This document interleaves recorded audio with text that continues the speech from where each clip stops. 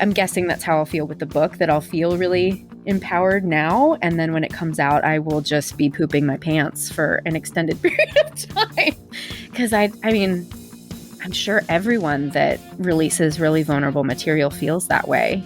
This is Rebel Therapist, a podcast for entrepreneurs who are trained as therapists and who want to level up their businesses, make a bigger impact, feel fulfilled, and be very well paid. I'm your host, Annie Schusler.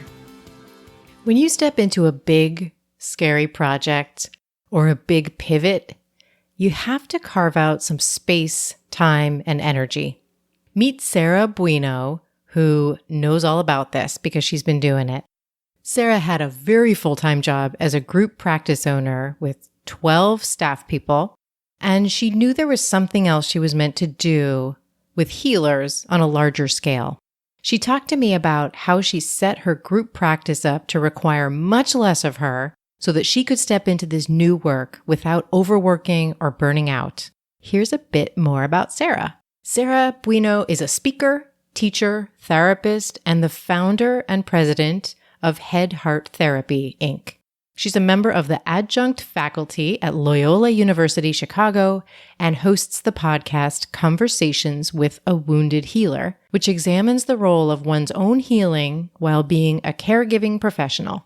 Sarah is obsessed with her 10-pound chihuahua named Batman. Welcome, Sarah. Hello. You ready? I'm ready. Awesome.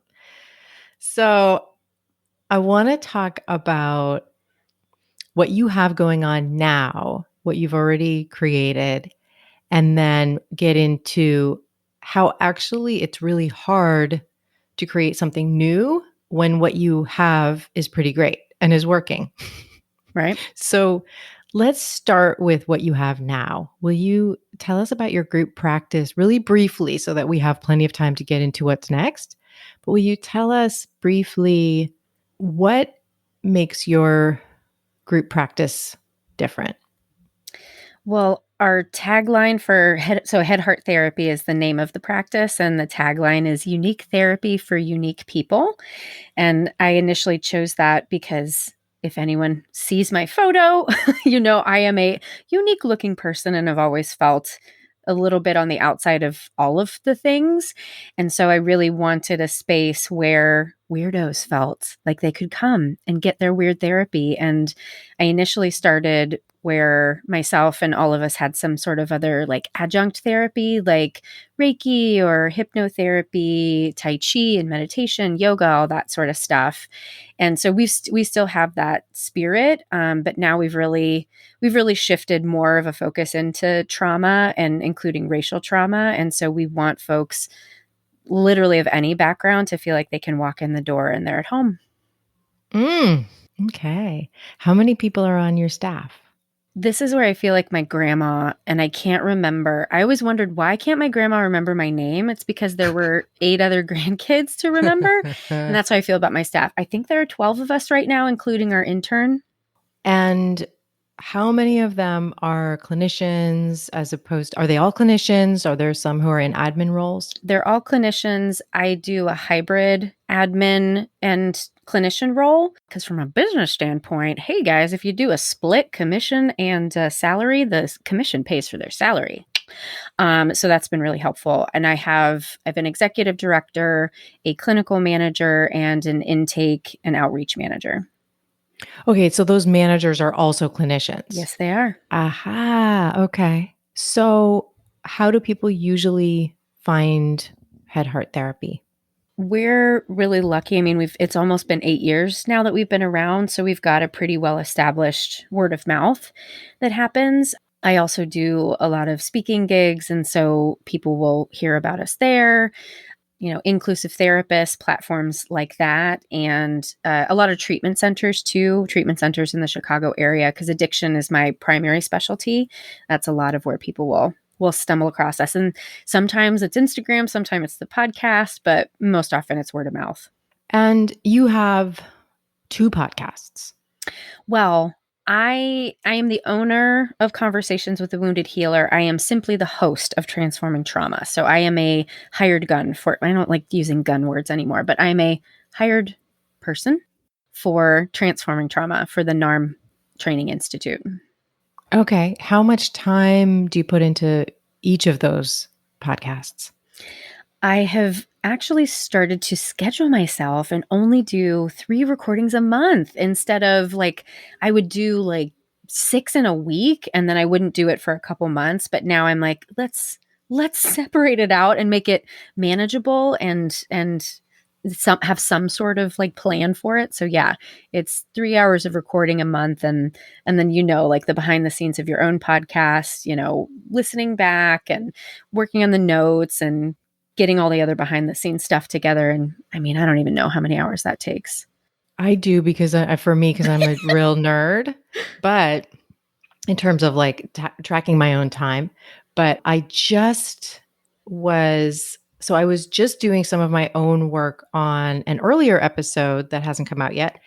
And I'm curious if you've ever tried this. So I use Descript for transcription, and instead of listening through the whole episode, I just read through the whole episode. And like that was kind of how I looked at like if there was anything that I wanted to edit out or all those things that I usually do through listening. And then with Descript, you can also press play as you're going and it'll just play whatever part you want to listen to. Anyway, I was just like, wait a second, this was really quick. And then my editor does need to go back through and do a real edit. But anyway, speaking of nerdy, that's also nerdy. I love it. But yeah, I don't know if you'd be interested in trying that. It was a trip how fast that was. So you do 3 recordings for each episode Yes. every Or month? for each podcast. Yeah. Usually so then 6 a month. Okay, so that's a lot. That is a lot. So tell us about okay, so when you look at your time right now between the podcast projects, running this practice, seeing your own clients, all of that, what there do you feel like when you look forward with all the projects we're about to talk about that you're moving towards, what do you think needs to change eventually? So I really want to step away from running the day to day of the practice. And because my management team is so amazing, and I will pat myself on the back for finding those people and putting them in the right positions.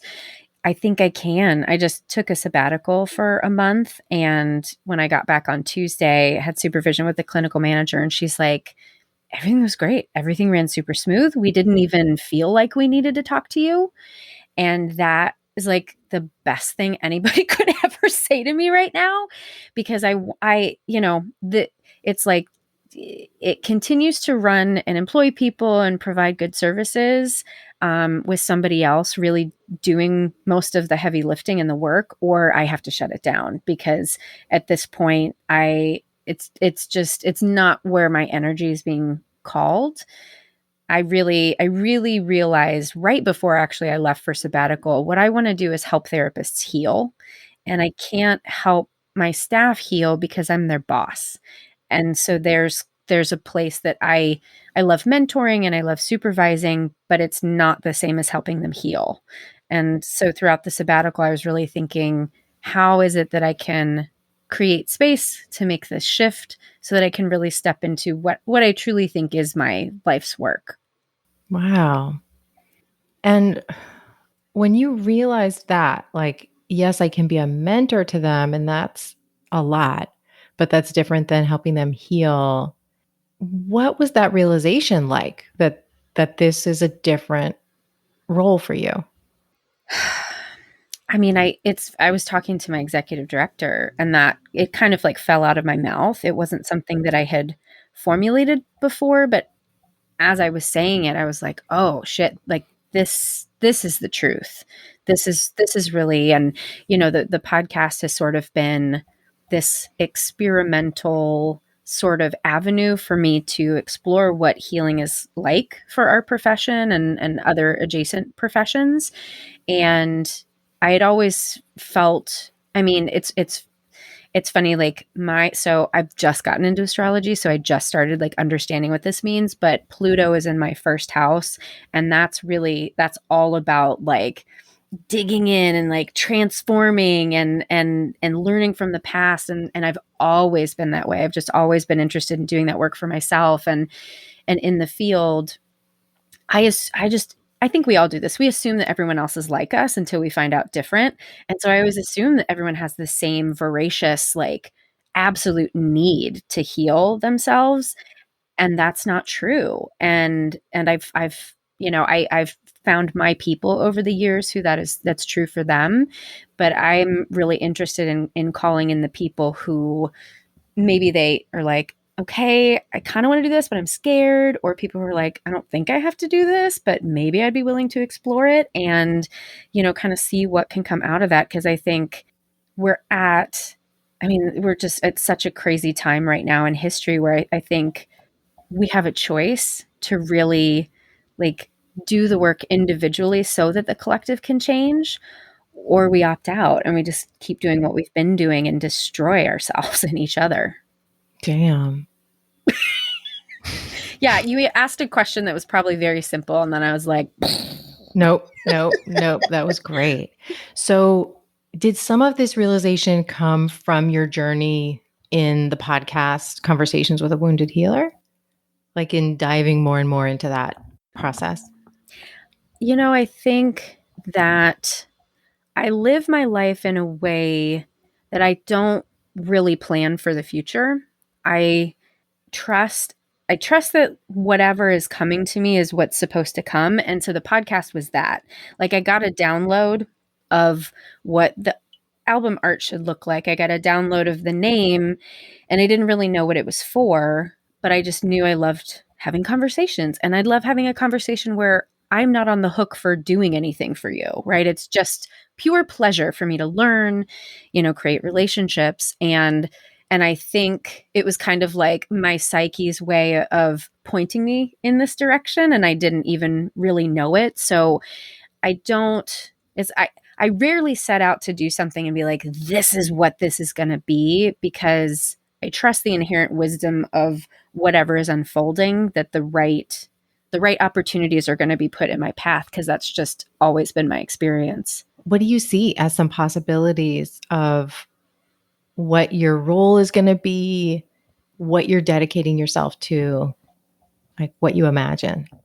Well, and again, I have these loose ideas and then whatever comes out is what's going to come out, but because I really want to help people heal right now, it could look like groups with therapists where we're doing psychotherapy type work. It could look like coaching with therapists who want to do that sort of thing. It could look like I'm really truly interested also in supporting organizational healing. And because that's another place where I've been extraordinarily disappointed, assuming that therapists are healthy and then they're creating healthy organizations, and that's just not the truth, especially in the rehab world. So I could envision that as well, being some sort of consultant for organizations around creating, heartful and wholehearted working spaces. Mm. Ooh, Right. I love that combination of like having ways that healers can come and work with you, and then also ways that you or people you train even can go into organizations and consult and help them, facilitate being a better container. Yeah. Yeah. Yeah, and we just fuck it up so often Ugh. and recreate the kind of trauma that we're actually trying to heal, and we recreate it in organizations. Hmm. And I've had countless experiences of that, being in organizations where I've been abused or neglected. And, I end up having bosses or colleagues who are the same archetypes as my parents. And I finally, I'm not healed, it's not fixed, but where I am in this moment, I'm really able to hold on to what's true when I couldn't when I was a child, right? I couldn't, in the face of everyone being like, everything's fine. And I'm like, but I want to kill myself. So something's not fine. I can now hold on to that truth when I'm like, no, things are not okay. Even in the face of somebody with power saying everything's fine. Why aren't you falling in line? And that is a product of all the healing work I've done. Mm. Have you ever caught yourself in your organization, or do you sometimes catch yourself in your organization where you're like, wait, what have we recreated here that I want to talk about or I want to do differently? Yeah, I mean, because I didn't go into this intending to be a boss or a business owner. I mean, I hired my first therapist out of codependency because I had too many referrals and didn't know what to do. And a friend said, "Hey, I want to be in private practice." I'm like, "Okay, come work for me. Everything will be fine. Therapists are just going to do the right thing, right?" I had no idea how to manage people, and in my inexperience and my ego, I caused harm. I have a lot of regret for the way that some relationships ended with some people that I had on my team early on. And, now I'm really, really extraordinarily proud of the culture that we have. And we've had a lot of changes and a lot of endings. And there's one recently where I definitely hold some sadness for choices that I made, wishing that I would have shown up a little bit differently, knowing what I know after having another experience where I was on the opposite end of that going, maybe I should have, because I'm the boss, maybe I should have reached out instead of expecting the person to ask me for help. So it's a moving system, the different parts, right? I mean, you know exactly what I'm talking about, how it's fragile is not the word, but what is the word?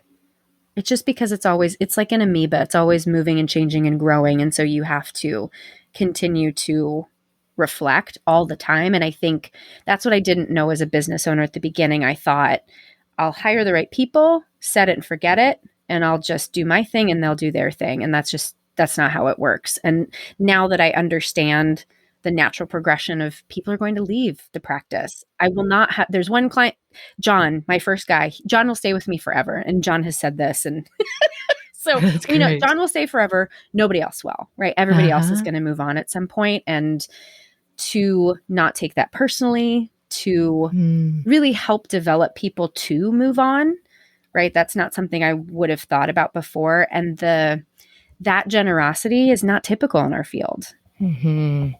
because I think group practice owners, because it's so exhausting, we desperately want to hold people and keep people. And of course, I do everything I can to, you know, I was going to say make people happy, but that's not my job, to make sure that it's a caring and supportive working environment. And hopefully people will stay, but also knowing that they won't. And that energy shift has made a huge difference. In a moment, we're going to get back into it with Sarah, and she'll talk about how she carved out time and energy to write her book. First, I want to invite you to register for Create Your Program. This is a process to expand beyond private practice. You're going to go from having an idea or a bunch of ideas to actually launching your pilot program. This is a small group experience where you get a lot of brave work done in a supportive group of driven and open-hearted entrepreneurs like you, and you get a ton of support from me. This is for you if you're a therapist or a healer and you want to expand your business. Go to rebeltherapist.me/create to learn more and register. All right, let's get back into it with Sarah. One thing I love about having a podcast is I get to ask questions that I just really want the answers to. Yeah, And right. I do. So I'm getting a lot out of this. Like, I'm going to be hiring someone soon. And I've been falling a little bit into perfectionism, I realized, around it, of not ever wanting to make mistakes I've made in the past this time around, and like really getting a little bit stuck in that. And so, yeah, so getting to talk to you, and I did like a little series of stuff around team building. And one thing I've been hearing a lot, which I'm hearing echoed from you, is this idea of you have to find a place of overlap between kind of the agenda of the organization and the personal agenda of the person who is going to be coming onto the team, so that like you are able to nurture them in what's going to happen maybe even next, unless it's John, where it's all going to happen with you. And John will never even listen to this, even though I'll be like, Yeah. hey, I talked about you. He'll be like, I don't care. I'm just going to see my clients. Bye. Well, I think, there's needing to respond to what's happening in reality versus my agenda for what I'm doing within the organization, right? And this is something that I've been bumping up against with other organizations is not responding to what's happening right now, right? Like there is a crisis of, there's always been a crisis of racial trauma, but especially right now, it's very culminated and come to a head. And when I have staff members who come to me and want to figure out how we are going to respond to that, if I go to just my agenda of, but no, I want to do X, I want to do these groups that are about addiction or whatever other thing, I'm missing what's really important for them right in the moment. And so also an Enneagram 3. And so I'm very much like agenda. I want to do the thing. It's so funny because I'm clearly a very relational and emotional person, but when it comes to business, I want to get the shit done and then I want to move on. And so I've really had to, I feel it. And my executive director, Rael, she's saved my life. No question. She's saved my life. But it's funny when she and I started working together, she needs to relate by storytelling. And so whenever we do supervision or spend time together, I set aside 10 minutes in my head to allow for her to tell me stories because otherwise I start to feel this like, get to the fucking point. We got shit to do. But for her to be able to execute what she wants to do, she's got to connect. And she's got to know that it's like I'm listening and I'm here with her. And so I've really had to shift. And I guess the other piece that's been important for me to learn is recognizing each person needs to be managed differently because everybody is their own unique individual. And Rael needs to tell stories. And John also needs to tell stories. And there are other people who need tell me what to do, give me an agenda, give me a list, or give me feedback, or I'm very tender with feedback. And so be very, gentle with how you give it. And so I think, that's just like being a therapist, right? But to put on my management hat and not try to like look at the underlying things, but how can I create a space for what you need to bring in here so that you can do what you do best, which is therapy, and I can get my agenda. There's time for my agenda once I give you space to come into the room with me. Ooh, that makes sense. Yeah. I think one thing I'm looking for as I hire is this is clarifying it is like someone who knows what they will need from me and from other people on the team.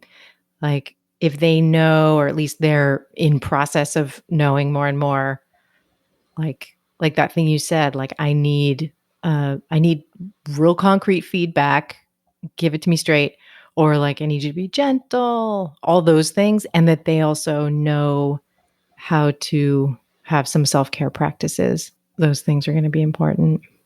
Well, I've also found, and I imagine this may be your experience too, that people coming from community mental health or coming from the treatment center world, there's a deprogramming that needs to happen. I literally talked about this with Courtney and Allison today about how, people come into our space and they're like, is it really okay for me to tell the truth? Is it really okay for me to say what I feel? Is it really okay for me to like do witchy things around the office? Like, yes, all of that is not only welcome, but encouraged. But it takes, I think, time for people to thaw out from all of the really toxic relationships that they've had with work throughout their whole life, not just like whatever previous job they came with, but through their whole lives. Because thanks, capitalism. Mm-hmm. Mm-hmm. Yeah. And so they'll kind of test the waters. Mm-hmm. Yeah. And we have to be patient because I at first was like, I've created this healthy space. Why don't you show up for it? Oh, because trauma. Like, duh, give it time. Be cool, chill out. Mm-hmm. So, okay, so let's talk about your book. Okay. You're writing a book. So tell us about what you know about what you're writing and why it is important and the thing that you're doing. Mm-hmm. It's funny, for the longest time, people have said, you need to write a book. And I'm like, about what? And so I've kind of had the seed planted already that I knew it was going to happen. I just didn't know what it was going to be. And through my experiences of training to be a trauma therapist, I recognized out of the blue that I had trauma. That wasn't something that I was aware of, even after finishing grad school. Even after working in addiction, knowing my family history of addiction, I didn't recognize that there was trauma in my family. And so I'm writing the Ordinary Trauma Project. It'll be a book and then probably a series of interviews, maybe music, who knows, but I want I want the general layperson, and of course, especially the therapist, to understand that trauma is everywhere. Every single person on this planet has experienced trauma in one way or another. It's, of course, on a spectrum, but if we don't recognize it, then we certainly can't heal from it. And the incredible healing that I've gone through in the past 3-4 years has been tremendous. And had I not been given the education and the awareness and the supportive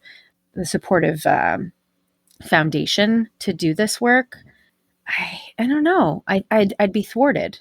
I'd be thwarting myself, but I'd be depressed, suppressed in some way. I feel I feel so expansive these days, and I know that it's because I've really dived into the depths, and I want to share my story in the hopes that other people will say, "Oh, that's trauma. Oh yeah, that happened to me too. That sucks." And I didn't think it was a big deal, but it is cumulatively. Cumulatively. It's like I can't even say. It's a tough one. That's a Yeah. tough one, but I hear you. Yes. So what stage are you at in the project? I have done 2 interviews so far, and I have one this weekend as well. I think I've written most of like the emotional material, which is the hardest part. And I really wanted to get that out of the way, not out of the way.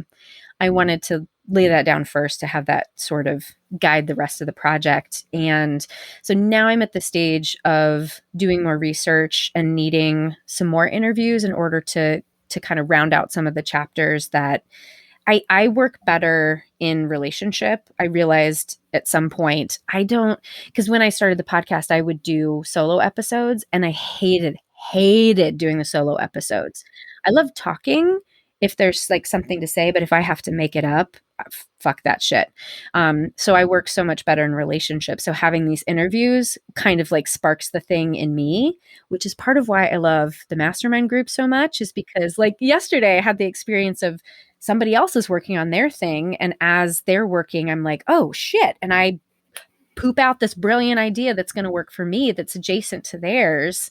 So I have more interviews to do, but and I'm going to say this out loud because I really want to manifest it. I really want to finish writing by the end of the year.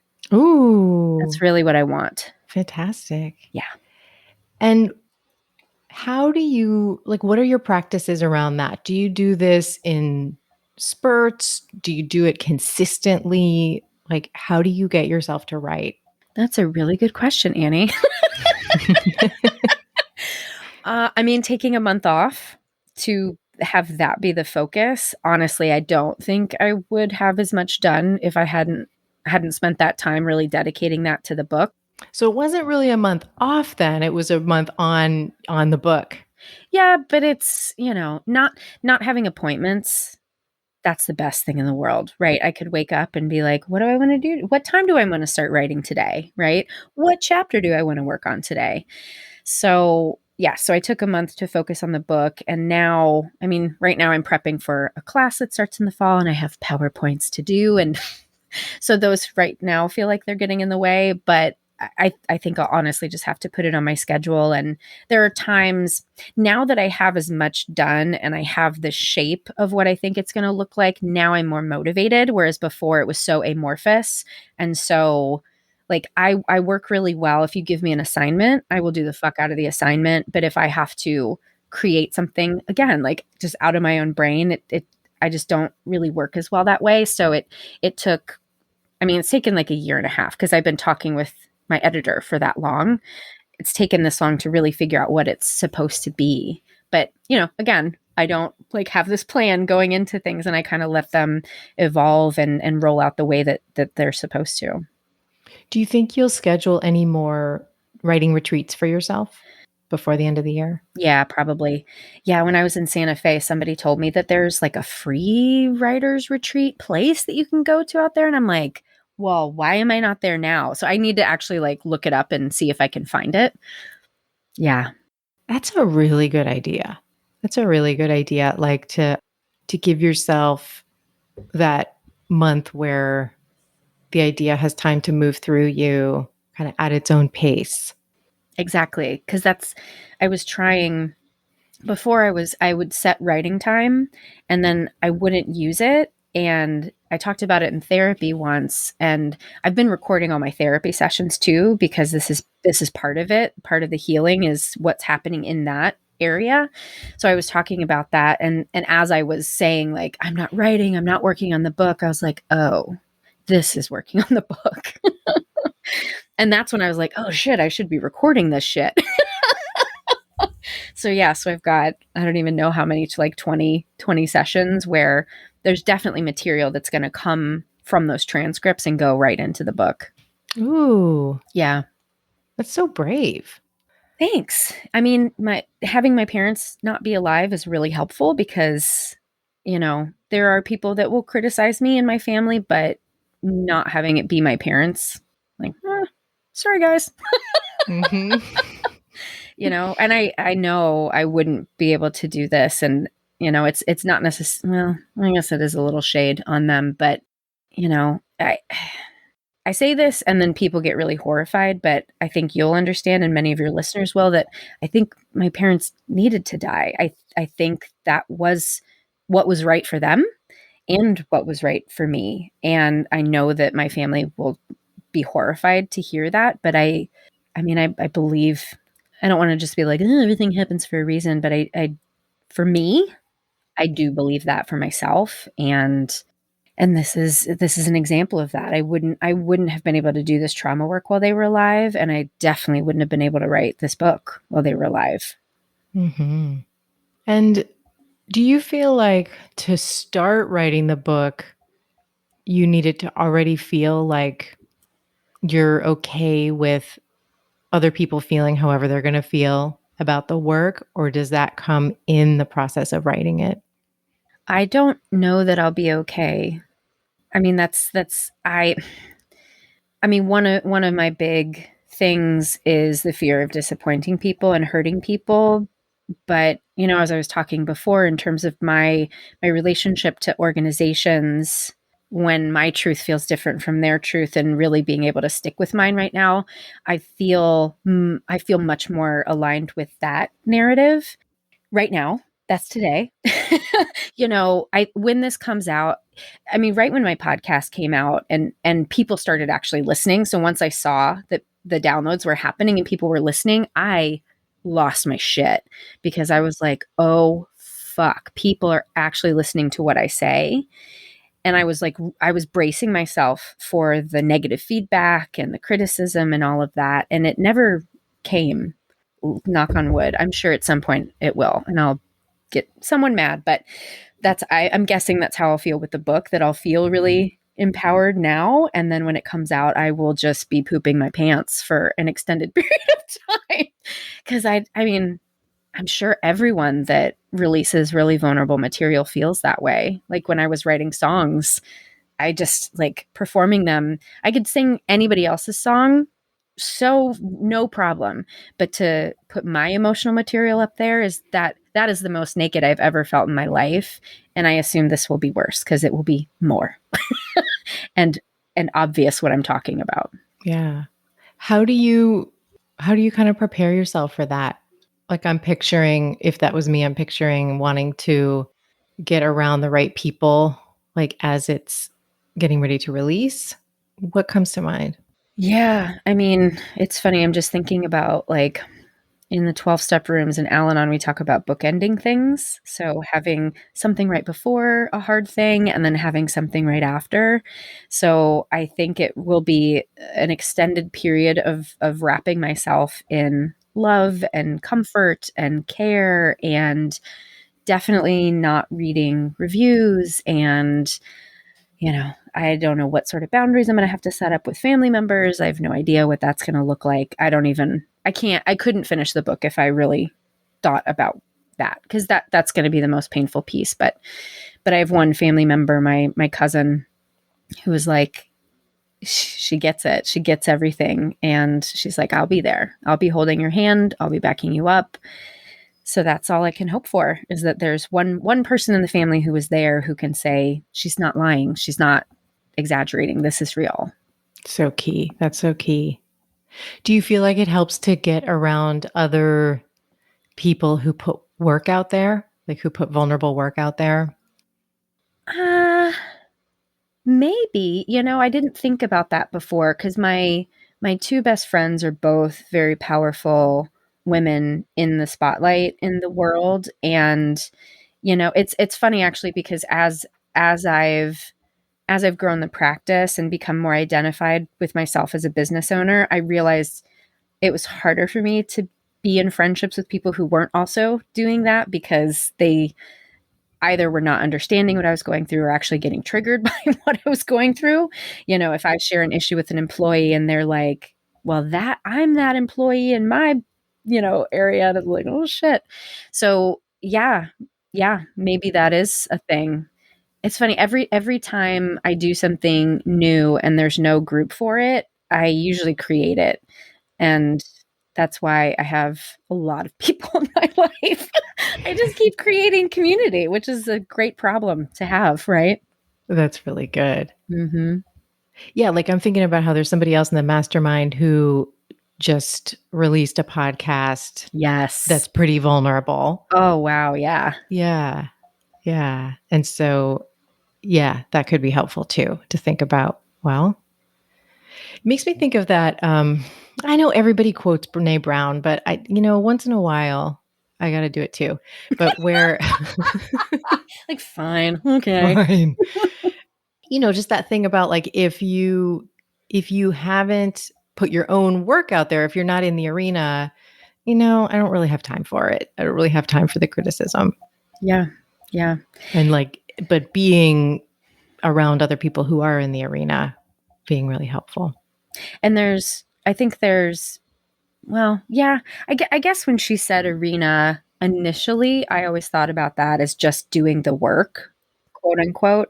But of course, the arena elicits, like, you are the one on stage that everybody's looking at. And I hadn't really thought about that before, but that's true. That's true, because there is so much vulnerability in that. And I mean, I kind of came into this world wired for vulnerability. Like, we talk about attachment versus authenticity, and we often choose attachment. Like, I've always chosen authenticity. I mean, on the really like deep levels, of course I was choosing attachment, and I still do, even though my parents are dead. But I've never not been able to be vulnerable. That's a question I get all the time. Like, how do you do that? Like, I just do.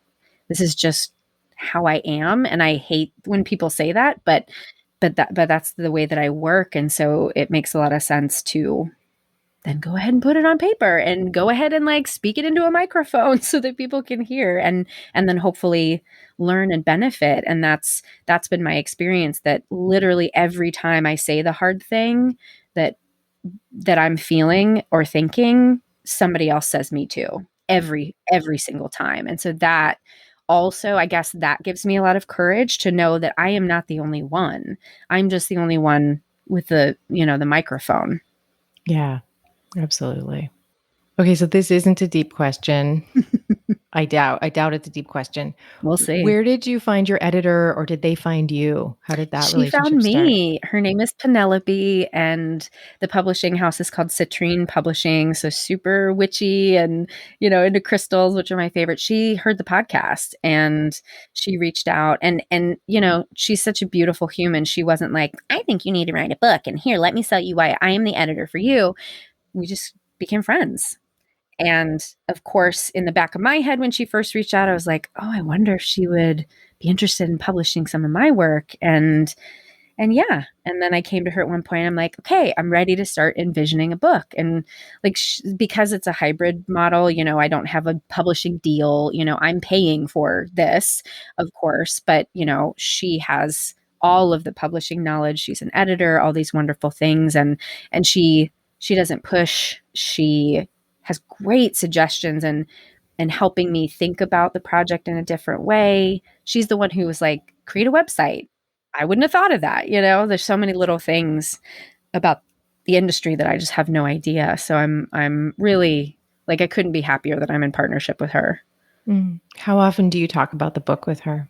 We're probably in contact weekly, I'd say. And we have a deal because my husband was an English major, and so the deal is that he's going to pre-edit, which saves me a little bit of money. Thank you, sweetie. So that's kind of the mode that we're in right now, is like she's waiting for him to edit, and I'm trying not to push him hard, but come on, sweetie, so that she can get the stuff, and then we can go from there. Oh, I love it. That's really cool. So what are you excited about right now? I'm excited about the book. I'm excited about transitioning into this like visioning space. So,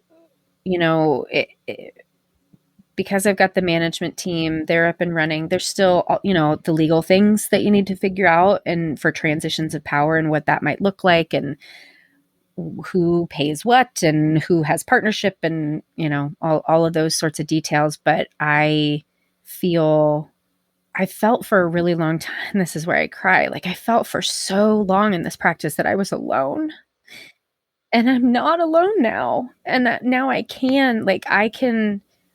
gift what I have created for somebody else to take it and run with it and make it theirs now, Like I don't want to have to make all the decisions anymore. I want them to. And I've been, trying to mentor and support and empower, and not for them to do it my way, but for them to, take it and make it theirs. I mean, if head heart therapy really is unique therapy for unique people, that means it's going to have to change, right? It's going to have to go with what is in the, in the collective at any given moment. And those ideas might not be mine. And that sounds really freeing.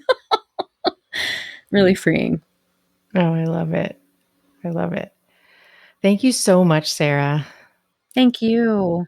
I am so appreciative of you and the space that you create and the people that you've attracted, who now I call friends. And, I'm hopeful that I know that many of us will remain in contact and keep challenging each other and supporting each other in this work. And so I'm very grateful for you. Thank you. Now I'll loop back and share some takeaways that really stand out to me from this conversation. Takeaway number 1. Sarah has built a team and handed over the day-to-day of the group practice so that she can step into her life's work of helping therapists heal. What I want to do is help therapists heal, and I can't help my staff heal because I'm their boss. And so there's a place that I love mentoring and I love supervising, but it's not the same as helping them heal. And so throughout the sabbatical, I was really thinking, how is it that I can create space to make this shift so that I can really step into what I truly think is my life's work? Takeaway number 2. You have to carve out time and energy to work on new projects. You can't necessarily just pile them on to what you've already got going on or kind of fit them into your schedule. Sarah took a month-long sabbatical to focus on her book. That's the best thing in the world, right? I could wake up and be like, what do I want to do? What time do I want to start writing today, right? What chapter do I want to work on today? So I took a month to focus on the book. Takeaway number 3. In addition to carving out time and energy for a big project, we've got to gather enough permission and safety. When we do brave and visible things and ask more of ourselves, we need to set up more support because it's hard and it's vulnerable.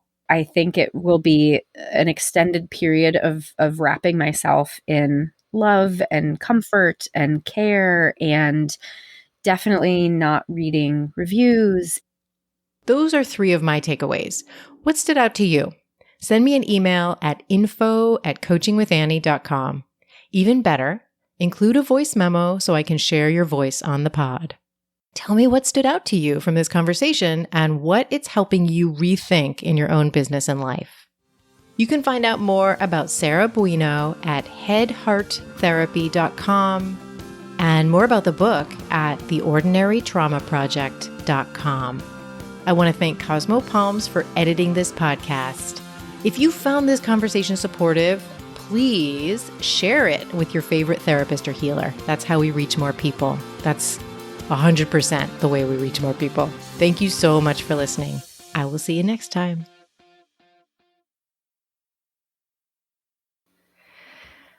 Awesome! Awesome!